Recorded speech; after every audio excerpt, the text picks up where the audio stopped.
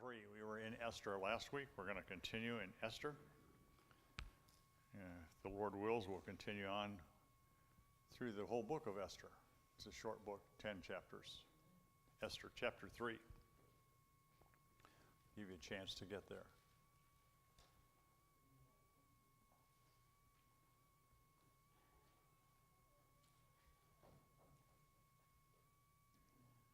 We're in Esther chapter 3, starting in verse number 1. And after these things did Ahasuerus promote Haman, the son of Hammedatha, the Agagite, and advanced him and set his seal above all the princes that were with him. We're going to talk about a friend today, Haman. He was an Agagite. What's that? What's that all about? So I did a little bit of studying on Haman the Agagite, where he came from and his background. And if you go back into the book of Genesis, into chapter 36, you don't have to go there if you don't want to, but chapter 36:12 talks about Amalek. Amalek was the grandson of Esau. Esau's firstborn son was Eliphaz, and Eliphaz and his concubine Timnah had their firstborn. His name was Amalek. Amalek grew up in the household of his father and mother, of course, but he also grew up in the greater reach of his grandfather, Esau. What do we know about Esau and his relationships with his brother, Jacob? Weren't too warm and fuzzy, were they? No. And from Esau's perspective, I'm sure he grew up with a burning hatred, maybe too strong of a word, maybe it's not, I don't know. But he grew up with a distinct dislike for his brother. His brother was a deceiver. His brother was deceitful. I mean, he did all kind of things that were not really good. He was filled with duplicity. He was a snake, right? And little Amalek had to grow up hearing all this from his family. Jacob's bad, right? So that's what he probably grew up doing. If you look in the book of Genesis and the book of Exodus, in 1446 BC, the Jews crossed the Red Sea. And after they crossed the Red Sea, they landed in a place in the desert called Rephidim, R-E-P-H-I-D-I-M. I don't know how to pronounce it, Rephidim, I guess. They were at that place, and at that place, they were thirsty. What happened? Moses was told to take his rod, strike the rock. Out of the rock came forth water. Now, I don't know about you, but to me, to my way of thinking, my puny little mind can't relate to over 2 million people needing water. That's a lot of water. So a lot of water came out of that rock. God provided in the desert. So they're in the desert, they've just been watered, and all of a sudden we find out that along comes this group of people called Amalekites. They were descendants of Amalek. They put on a sneak attack on the children of Israel. They attacked them. We know from reading the story that what happened is Moses sent up Joshua to lead the army to fight against the Amalekites.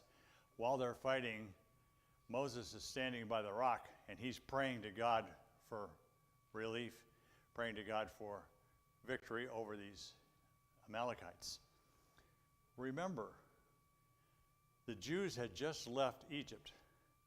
They'd been in Egypt 430 years. During their time frame in Egypt, they had been shepherds with flocks and herds, okay, watching over Pharaoh's flocks and herds as well. But for quite a long period of time, they were slaves. They were untrained in warfare. Amalek was a warring nation. Joshua and his untrained men fight against Amalek and their trained warrior soldiers. The Bible tells us that through God's grace and through God's power and favor, Amalek was defeated.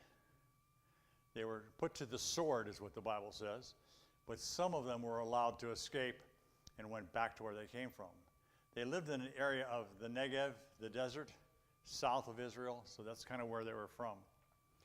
They attacked Israel, but they weren't provoked. Israel did not provoke them. Israel did not want their land. Israel was not even headed in their direction.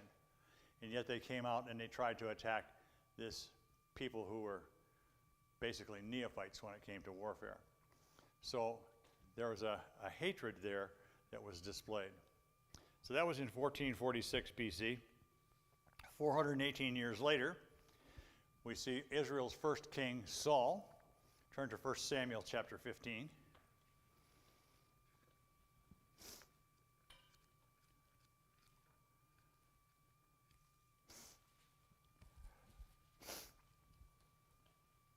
First Samuel chapter 15.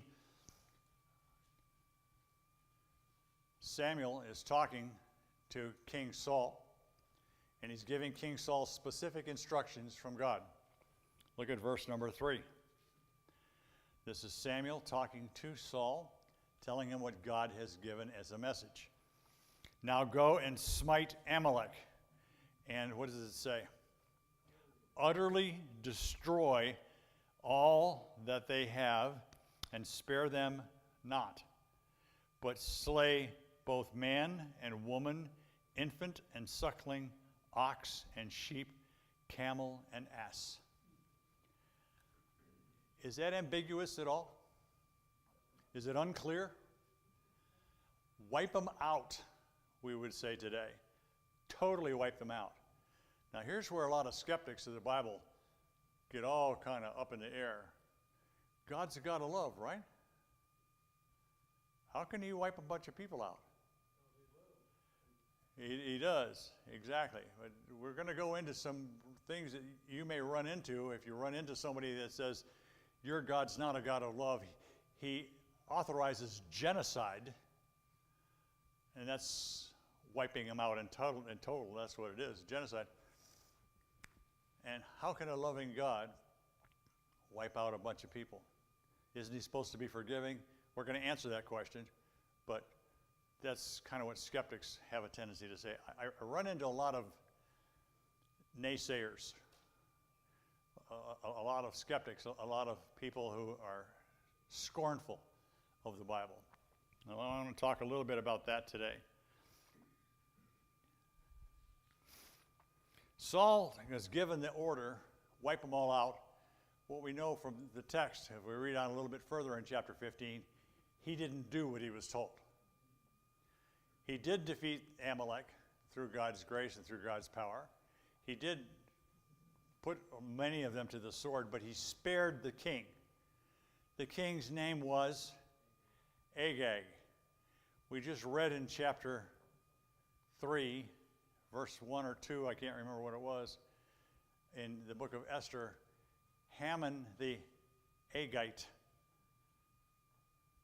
Haman came from the line of Agag. God told Saul, wipe them all out. That included the king. That included all their animals too, by the way. Wipe them all out. Saul did not do what he was told. He was disobedient. Saul decided he was going to do things his way, not God's way. That's where we get into trouble. Christians, believers, often want to do things their way. And that's not good for anybody. So Saul spared Agag, and all the choice flocks. It cost Saul his kingdom later on. God would have kept him on the throne and kept his family on the throne had he have continued to be obedient, but he wasn't. Samuel actually ends up killing Agag himself. He grabs a sword and he kills Agag and he wipes Agag out. But before all this happened, Agag had a son. And that son kept the line of Amalek alive until we get down to the year 474 BC. We've gone from 1446 BC to 474 BC. That's about 1,000 years, give or take. And we see Haman, however you pronounce his name, a descendant of Agag. Had Saul done what he was supposed to have done in the first place, there would not have been the problem that we see in the book of Esther. It's important we obey God explicitly. Whatever he tells you to do, do it. And I'm pointing the finger right at myself. I have a tendency to, but God, if we could only do this, or can't you do it some other way? Don't question God. Okay, some say that the Old Testament okays genocide or mass killings. And they give the following as examples. The flood. Everybody was wiped out but 8 people, right? That's a mass killing. Then the second one was Sodom and Gomorrah and the cities of the plain. We don't know how many cities that there were, but I believe that there are at least 4 or 5 cities of the plain plus Sodom and Gomorrah. God wiped them all out, okay? How about the firstborn of Egypt? God wiped them all out. In the book of, I believe it's Deuteronomy chapter 20, it talks about the Canaanites. And God says, wipe them all out. And now we see Amalek. And Amalek says, we've just read, wipe them all out. So God's okay with genocide, right? No, he's not okay with genocide. But God used the first 3 examples of the flood of Sodom and Gomorrah and of the firstborn of Egypt. Who was the agent that eradicated those people? God himself, or the angel of God, was the one who wiped them all out. The last 2, he allows the Jews to wipe out the Canaanites. He allows the Jews to wipe out Amalek. Saul and his army wiped them out. Samuel killed Amalek himself. The flood victims were given time. God warned them through Noah. Noah was a preacher of righteousness, is what the Bible tells us. And it says that he was building the ark for 120 years. They had 120 years of preaching. They still continued in their own way. They were given ample opportunity. By the way, what would have been their salvation had they have accepted God? They would have been on the ark. So that was the flood. Sodom and Gomorrah. Did they have a witness from God? Yeah. They had a king of Salem called Melchizedek, and also Abraham. Abraham spared them. He fought against the 5 kings when Sodom and Gomorrah had been captured by the 5 kings, and through God's grace and through God's power, he overcame a greater army, and he was a witness and a testimony to them, but they still didn't turn. They still continued in their own way. Did God provide a way of salvation for them had they have turned? Yeah, they could have left, like Lot and his family did. How about the firstborn of Egypt? Firstborn of Egypt. Yeah, God gave him a way out. What was the way out? Take the blood of the lamb and stick it on the door, right? So God gave him warning in advance. God gave them a way out, but they chose to go their own way. Is that genocide or is that judgment? I think it's judgment. So, but you'll run into people that think God is unfair and God's not just. Scholars say that these stories that are in the Bible, they look at them as fairy tales and stories. I've told you before that I have an ex-friend. I won't call him a friend anymore, but I have an ex-friend who says that God is a fairy tale. God's a myth. He's become an atheist, dyed-in-the-wool atheist. God's not just. The God of the Old Testament was a mean God. 2 different gods is what they say. God of the Old Testament was mean. He was uncaring. He was short-tempered. He was harsh. Compare that to the God of the New Testament. The God of the New Testament is loving and kind and patient. 2 different gods, right? No. One God. He's both just and justifier, is what the Bible tells us. Here we see arguments. You're going to run into arguments from people on the street, people that you run into at work, people that maybe your neighbors, maybe even some relatives, that they're going to give you a pretty good argument. Unless you know how to answer them, you're not going to have a good testimony. How do we find out the answers to skeptics? Book. We need to read the book. I'm sure everybody here pays time and attention to reading God's Word throughout the week. But you know, there's a lot of people in church, there's a lot of Christians that are out there, that the Bible takes a place on their end table, and it's full of dust because it's never opened. I don't believe that's the case in this class, but there's a lot of people that are that way.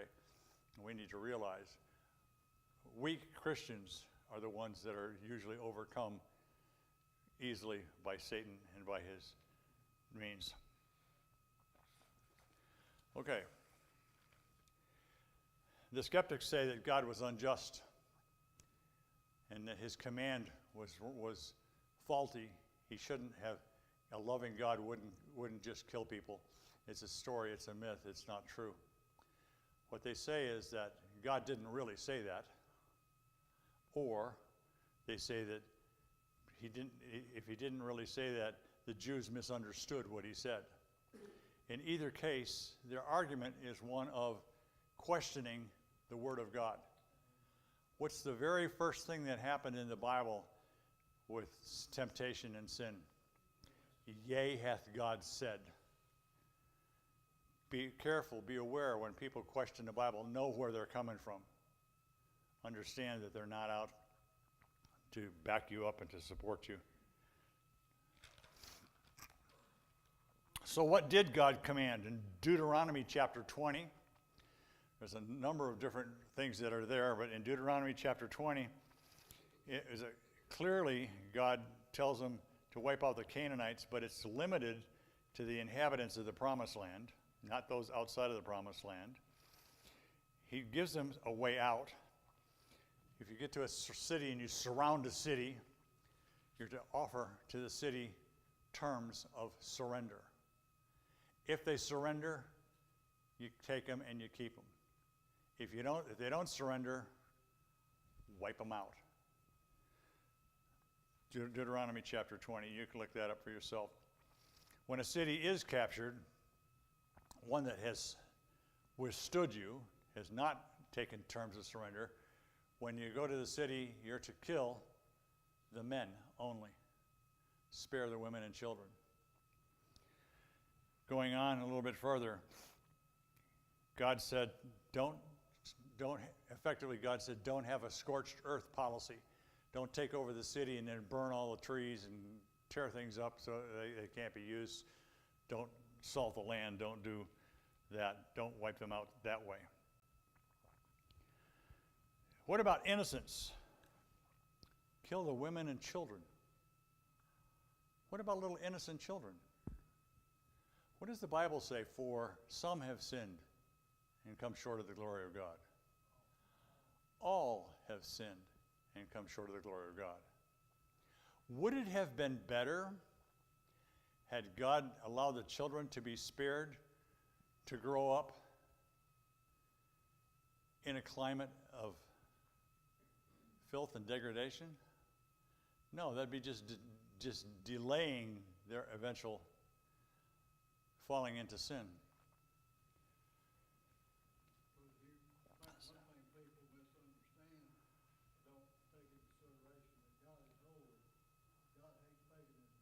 He does.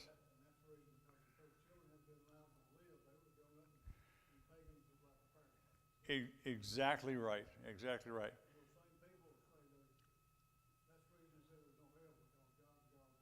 Right. And God, in love, had those people wiped out because they would be a negative influence upon God's own people. What's the old rotten apple in the barrel, okay? Will affect the rest. And that's kind of where we're at.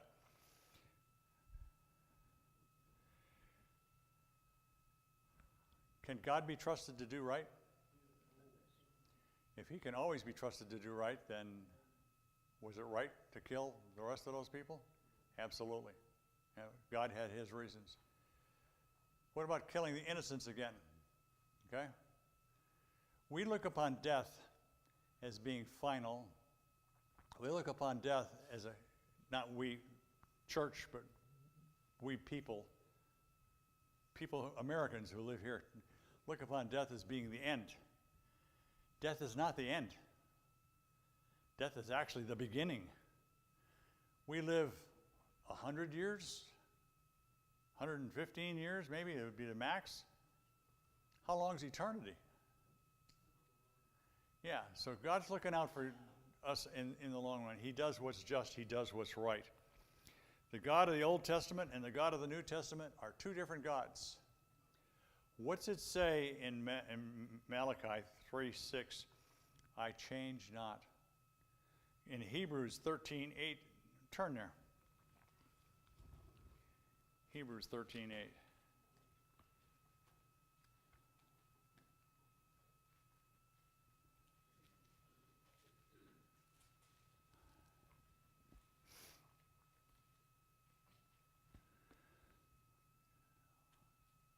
Give you a chance to get there. Hebrews 13:8 says, Jesus Christ, the same yesterday and today and forever. The God we worship, the God we adore, the God that has saved our soul, is the same God that worked with them back in the Garden of Eden. God is the same yesterday, today, and forever. The Old Testament God, they would say, was unjust, cruel, mean, wicked. Turn to Psalm 86.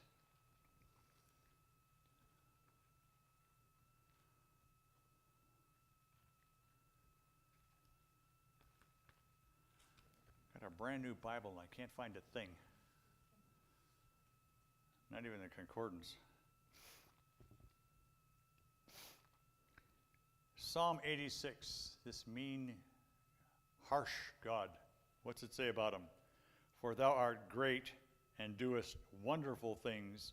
Thou art God alone. Look at 85:10. Pastor just talked about this. We just went through a lesson about this. I believe it was Wednesday night. Mercy and truth are met together. Righteousness and peace have kissed each other. The God of the Old Testament was a God of love, but he's a holy God. And he cannot let sin go unpunished. Sin must be punished. So for those that say that is God love, yes, he's love. He loves us so much that he gave his only begotten Son to die for us on the cross to make a way for us to escape it. We may be able to bear it. I'm putting different verses together, but the idea is correct. God loves you. He cares for you. He allows things to come into your life, but he's got a plan, and his plan is just. His plan is right. Let's go back to Esther. We've run our rabbit long enough. Esther chapter 3. We'll just start with verse 1 again. After all these things did King Ahasuerus promote Haman the son of Hammedatha the Agagite, and advanced him, and set his seat above all the princes that were with him. And all the king's servants that were in the king's gate bowed and reverenced Haman, for the king had so commanded concerning him. But Mordecai bowed not, nor did he reverence. And the king's servants, which were in the king's gate, said to Mordecai, Why transgressest thou the king's commandment? Now it came to pass, when they spake daily unto him, he hearkened not unto them, that they told Haman to see whether Mordecai's matters would stand, for he had told them he was a Jew. The king gives a commandment. The commandment is not a just commandment. It's an unjust commandment. He gives a commandment to bow down. What does God's word say about bowing down before other gods or other men? did not do it. Look at Exodus chapter 20, verse number 5.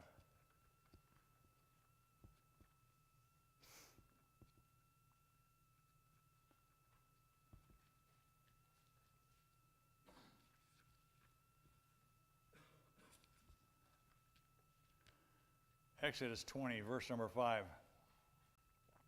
Thou shalt not bow down thyself to them, nor serve them, for the Lord thy God am a jealous, for I, the Lord thy God, am a jealous God, visiting the iniquity of the fathers upon the children unto the third and fourth generations of them that hate me. Mordecai was just following what God told him to do. Don't bow down. What does it say about the king's officials, the king's men, the king's servants? They saw that Mordecai was not going along with the government program. So they're at him all the time, consistently. You know, you're doing wrong. You know, the king's going to do, the king's going to take care of you. You're going to suffer for this. They kept at him time and time again. I don't know about you, but I've found that in my life that God has allowed me to undergo some temptations of things where I'm weak. And he's allowed those temptations to come my way so that I will withstand them and will fight against those temptations. One of my pet problems years ago was in smoking. I look at smoking as being something that God would not be pleased with. And yet I used to smoke all the time. And people would tell me all the time, you got to stop that. It's not good. It's not what you're supposed to be doing. It's not right. And I would continue doing my wrong. Sometimes temptation will come at us over and over and over and over again. And I finally got victory. I got victory from my temptation by giving it to God, saying, I can't do this. I'm not strong enough on my own to withstand this temptation. Please, God, help me. Only you can do this. He took it right away from me. Once I surrendered totally to him, he took it away, and I haven't had one since. Years ago. Many, many years ago. These people were coming at Mordecai day after day after day. Don't be concerned that you have opposition. You're going to have opposition in this world. And it's going to be strong opposition in this world. I believe it's going to get stronger as we go on. But God's in control. And that's the whole theme of the book of Esther, even though it doesn't mention God's name, is that God is in control. I've heard people say, yeah, but what about the sickness that I have in my family?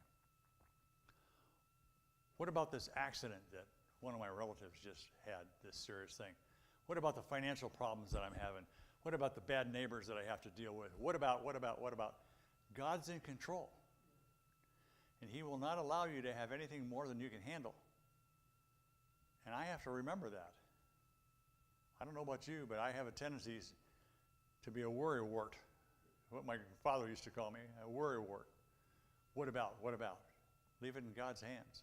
Trust in him. Let's go on with our lesson. Verse number 4 again, just the last part of that verse. Mordecai's matters would stand, for he had told them that he was a Jew. He had kept his Jewishness silent and quiet for all these years. And let's see what happens when he lets it be known that he's a Jew. And when Haman saw that Mordecai bowed not, nor did him reverence, then was Haman full of wrath. He was hot. And he thought scorn to lay hands on Mordecai alone, for they had showed him the people of Mordecai. Who were the people of Mordecai? The Jews. It became known that Mordecai, Haman's enemy, was also a Jew. What do we know about Haman? He came from Amalek. Did Amalek have good relations with the Jews? No. They hated them. They hated them from way back when Amalek was living in his father's household to this day, 1,000 years later or more. The people of Mordecai. Verse number 6, wherefore Haman sought to destroy some of the Jews. No, it says all of the Jews that were throughout the whole kingdom of Ahasuerus, even the people of Mordecai. I'm mad at Gary. So because I'm mad at Gary, I'm going to wipe you all out. That's what he's saying. I'm not mad at Gary. I'm just using him as an example. But that's the thinking here. What happened in the 1930s in Europe? There was a fella who didn't like the Jewish people. And he was from Austria. He didn't like the Jewish people. As things would happen over his lifetime, he became the absolute ruler of all Germany. Because of his hatred when he was young, a young man in Vienna, because of his hatred of the Jews, unfounded hatred of the Jews back then, he saw 6 million of them murdered in World War II under his direction. That's genocide. Haman was suggesting genocide. Wipe them all out. Verse number 7. In the first month, that is the month Nisan, in the 12th year of King Ahasuerus, they cast pur, that is lot, before Haman from day to day, from month to month, to the 12th month, that is the month of Adar. They cast pur. Pur is lots. I don't know exactly how that worked, but they would take a bunch of things and put them in their hand, almost like dice, if you will, or some other means of finding out the answer to things. And they would throw down the pur to determine which month and then which day. There were 30 days in a month in the Jewish calendar. They did this in the first month of the year. Haman's trying to decide when he's going to annihilate all the Jews. He's got a plan, how he's going to do it, how he's going to wipe them all out. And he says, we got to come up with a date. God's in control of the casting of lots. Turn to Proverbs 16:33.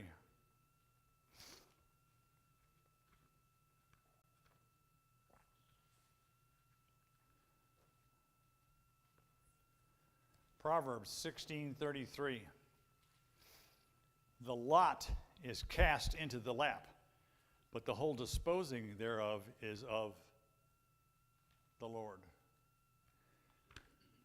Haman was trying to get a date, not later than date.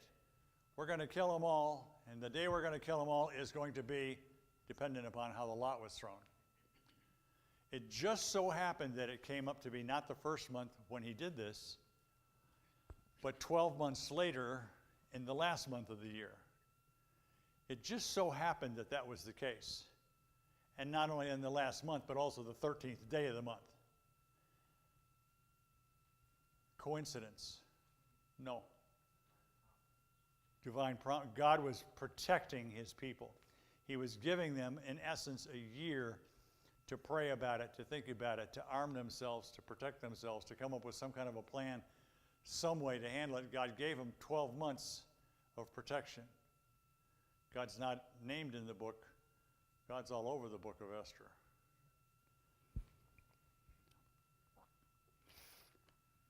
Okay, where do we leave off? Verse number 8. And Haman said unto the king Ahasuerus, there is a certain people scattered abroad and dispersed amongst the people in all the provinces of thy kingdom, and their laws are diverse from all people, neither keep they the king's laws. Therefore it is not for the king's profit to suffer them. If it please the king, let it be written that they may be destroyed, and I will pay 10,000 talents of silver to the hands of those that have the charge of the business to bring it into the king's treasures. I will pay. There's a certain people, a specific people. Remember, that there were 127 provinces, which we read in the very first chapter of this book. And within those 127 provinces, there was a certain people, a specific group of people. He had a specific group in mind, only the Jews. And they're scattered and spread abroad. And they don't obey the king's rules and regulations and laws and commandments. How would you know that? He's picking them out. He says they're diverse, they're different. Somebody's different from me. Because they're different from me, they're no good. Because they're different from me, they're going to do evil. Because their skin isn't the same color as mine, I've got to be careful of them. Because they come from a nation that I don't particularly care for, they need to die. You see, that's called prejudice. Haman was definitely prejudiced against the Jews. And he's building a case here to talk to King Ahasuerus and to give him reason to do this. He says they don't obey the king, and it's not for the king's profit. Somehow these Jews are costing Ahasuerus money. There's no proof, there's no backup to that. But he's just making a raw statement. He's spinning the truth, as the politicians would like to say. There is not for the king's profit to suffer them. If it please the king, let it be in writing, let them be destroyed. I'll pay. Let's hire mercenaries to do this, and I'll pay. He was willing to take out of his own pocket. His hatred for the Jews was so great that he would pay to have them killed. But once they're killed, once they're done away with, what happens to their property? What happens to their goods? It comes into the king's treasury. So he's given them a financial reason to wipe them out. Our friend in World War II had financial reason as well as hatred to wipe them out, because he would get all of their property, all their goods, all their chattel, their houses, their lands, their businesses. And it indeed happened. Same story years later, years before. Verse number 10. The king took his ring from his hand and gave it to Haman, the son of Hammedatha the Agagite, the Jews' enemy. And the king said unto Haman, the silver is given unto thee, the people also, to do with them as it seemeth good to thee. Then were the king's scribes called on the 13th day of the first month, and therein was it written, accord to all that Haman had commanded unto the king's lieutenants, to the governors that were in every province, to the rulers of every people, of every province, according to the writing thereof, and to every people after their language. In the name of the king Ahasuerus was it written and sealed with the king's ring. The king's ring. He had a signet ring. The ring was with his special seal on it. Remember, it was used back in those days. You'd take, writing would be on a scroll, not in a book. It wasn't bound in a book with binding like we think of today, but in a scroll. They would take the scroll and they would roll up the scroll and they would put wax on it, and with a hot wax and with a ring they would make an impression and would seal that document. That seal was, today we have a different term for it. We call it POA, power of attorney. The king gave the power of attorney to Haman to do with as he thought pleasant, to do with as he so desired. This king is not a very good king. He's trusting in his subordinates, and subordinates are there for a purpose. We're going to find out a little bit later on that his subordinate, Haman, really secretly desires to take the king's place. Got to be careful with who you trust. Not everybody has your best interest at heart. The letters were written. This was put into an official document. The official record was sent out through all the kingdom, in all the languages, in all the provinces of all the people, I mean, it is all-inclusive message. Verse 13, the letters were sent by post to all the king's provinces to destroy, to kill, to cause to perish all Jews, both young and old, little children and women, in one day, even the 13th day of the 12th month. Hang tight. Go back up to verse number 12. The 13th day of the first month, the 13th day of the 12th month. Gave them a year. That's what we talked about before. And to take the spoil of them for a prey. We talked about that as well.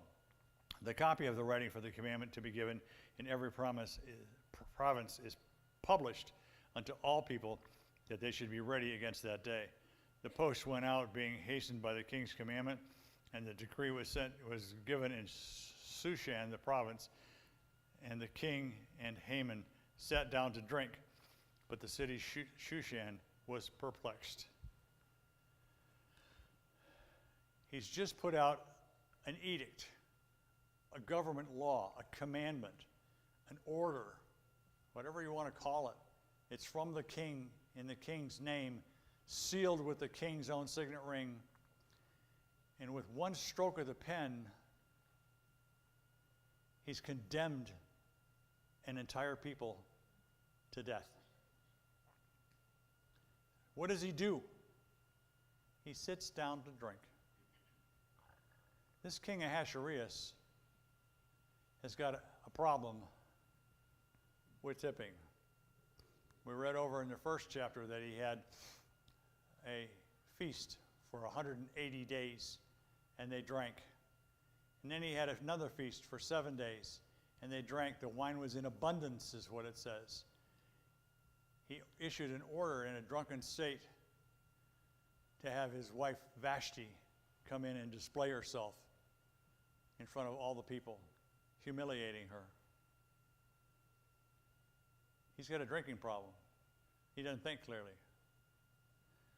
King Ahasuerus. There's more to learn about him from history.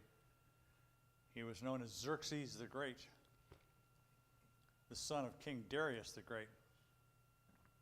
What he's best known for in history is invading Greece and for losing. He had a much more powerful army, much greater resources than the Greeks had, and he was defeated. That was the hand of God working. Let's close in prayer. Brother Ken, would you close us in prayer, sir?